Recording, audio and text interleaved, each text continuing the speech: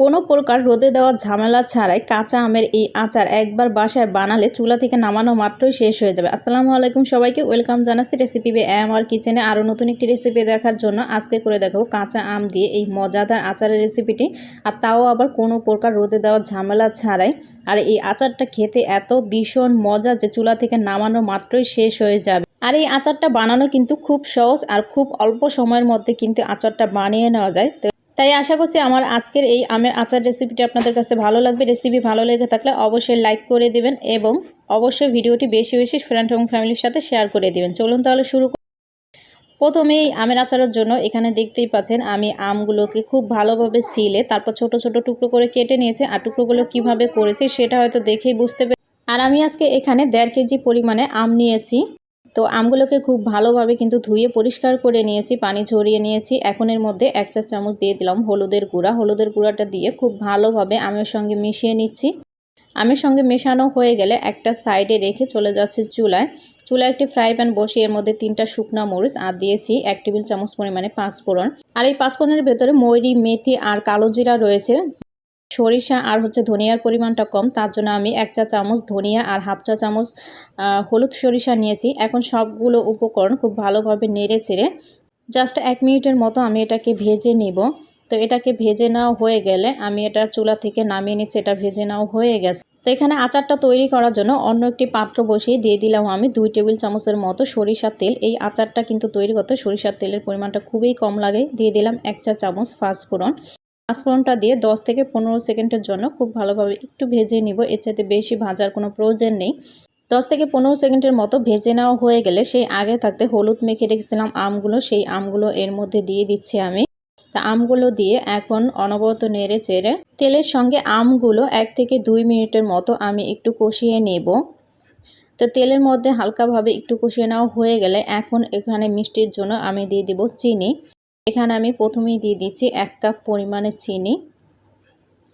তো আরও দিয়ে দিচ্ছি আমি আরও হাফ কাপ পরিমাণে চিনি। মোট এখানে 1.5 কাপ চিনি দিয়েছি। মিষ্টিটা কেউ যদি একটু বেশি খেতে চান সেক্ষেত্রে বাড়িয়ে দিতে পারেন। দিয়ে দিলাম 1 চা চামচ লাল মরিচের গুঁড়া, হাফ চা চামচ বিট লবণ।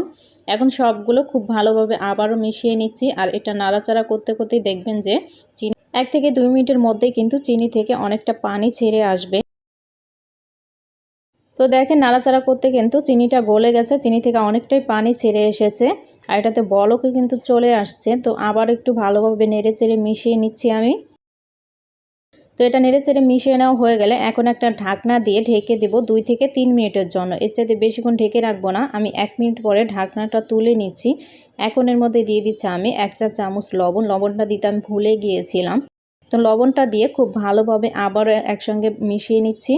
ঢাকনা দিয়ে ঢেকে দিচ্ছি আরও 2 মিনিটের জন্য। ফিরে আসছি 2 মিনিট পরে। আমি 2 মিনিট পরে ঢাকনাটা তুলে নিলাম। আর এই পর্যায়ে কিন্তু আমটা অনেকটাই সিদ্ধ হয়ে গেছে। এখন আর ঢাকনা দিয়ে ঢেকে দিব না, অনবরত নেড়ে চেড়ে চিনির পানিটাকে টানিয়ে নেব।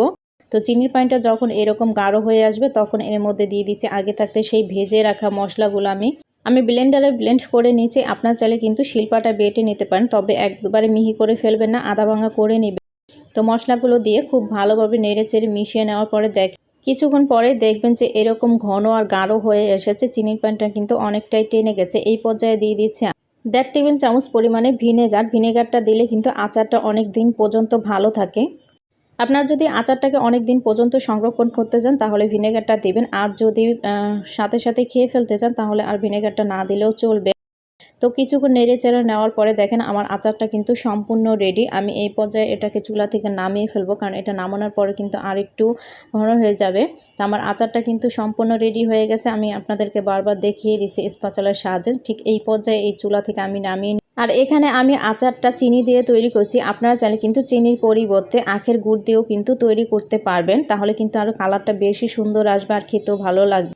আমি আচারটা চিনি দিয়ে তৈরি করেছি, কিন্তু মাশাআল্লাহ করে দেখেন চিনি দিয়ে তৈরি করার পরও কিন্তু কালারটা বেশ সুন্দর এসেছে। তো আমি আচারটাকে আপনাদেরকে নামিয়ে তারপর সার্ভ করে দেখিয়ে দিচ্ছি। তা আচারটাকে নামিয়ে আমি প্লেটের উপরে নিয়ে নিচ্ছি। আর আচারটা এত বেশি লোভনীয় লেগেছে, খেতেও কিন্তু আলহামদুলিল্লাহ অনেক বেশি মজা ছিল। তাই কাঁচা আম ফুরিয়ে যাওয়ার আগেই কিন্তু এইভাবে কাঁচা আম দিয়ে টক ঝাল মিষ্টি আচারটি বানিয়ে নিতে পারেন। আশা করছি আমার আজকের রেসিপিটি আপনাদের কাছে ভালো লেগেছে। রেসিপি ভালো লেগে থাকলে অবশ্যই একটি লাইক দিয়ে দেবেন আর ফ্রেন্ড এবং ফ্যামিলির সাথে ভিডিওটি বেশি বেশি শেয়ার করে দেবেন। আর যারা এখনও চ্যানেলটা সাবস্ক্রাইব করে নাই তাদের কাছে অনুরোধ করবো আমার চ্যানেলটা সাবস্ক্রাইব করে পাশে থাকবেন।